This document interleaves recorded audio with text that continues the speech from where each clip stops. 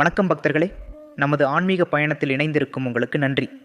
ஓம் சிவ தந்திரம் சேனலில் சிவபெருமான் வழிபாடு, திருநெறி, பாவாடிகள், ஸ்லோகங்கள், சித்தர் வரலாறுகள் எல்லாம் உங்கள் மனதை தூண்ட வைக்கும் வகையில் பக்தியில் தோயும் வீடியோக்கள் தொடர்ந்து பார்க்க லைக் பண்ணுங்கள், காமெண்ட் பண்ணுங்கள், ஷேர் பண்ணுங்கள். முக்கியமாக கீழே இருக்கிற சப்ஸ்கிரைப் பட்டனை அழுத்திட்டு பக்கத்தில் இருக்கிற பெல் ஐக்கானை ஆக்டிவேட் பண்ணுங்கள்.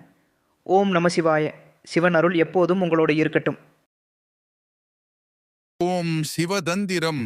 இன்றைக்கு என்ன பத்தி பதிவு பார்க்க போறோம் பார்த்தீங்கன்னா, பாதாள அஞ்சனம், குப்பை மேனி வேர், வெள்ளை சாரணை வேர், வெள்ளருக்கன் வேர், வெள்ளை காக்கணம் வேர், வெள்ளை விஷ்ணு காந்தி வேர், இவை ஐந்தையும் முறைப்படி காப்பு கட்டி சாபம் பேக்கி ஆணி வேர் அறாமல் பிடுங்கி உலர்த்தி தீயில் கருக்கி எடுத்து வைத்து கியாண்டு ஒரு கேட்டானை பிடித்து உரையாமம் குடல் பேயாக்கி குழித்தைலம் எடுத்து மேற்கண்ட வேரை கல்வத்திலிட்டு 2 சாமம் கேட்டான் தைலம் விட்டு அரைக்க வேண்டும்.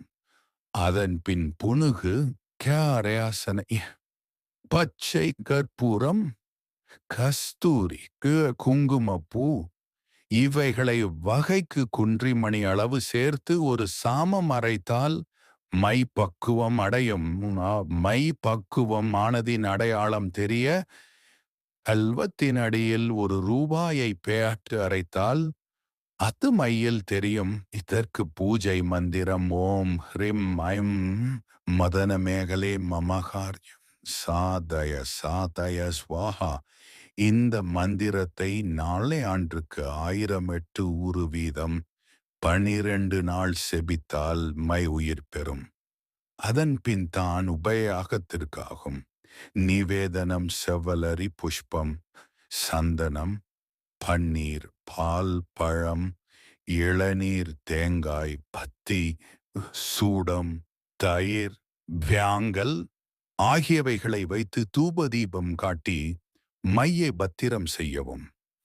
இதன் பிரயாகம் இந்த மையை யாஞ்சம் எடுத்து வெற்றிலை ஒன்றில் தடவி விளக்கின் ஒளியில் பார்த்தால் பூமிக்குள் இருக்கும் பாருள்கள் யாவும் தெரியும். நவரத்தினம், தங்கம், வெள்ளி முதலிய உலையாகங்கள் இருப்பதை காணலாம்.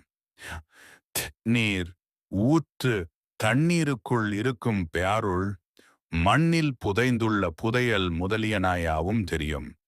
இது பாதாள அஞ்சனம் என்பதால் வேறு உபயாகத்திற்கு பயன்படாது என்று ஓம் சிவ தந்திரம் மகா குறிச்சி அணுகுமுறையை பதிவு செய்கிறேன்.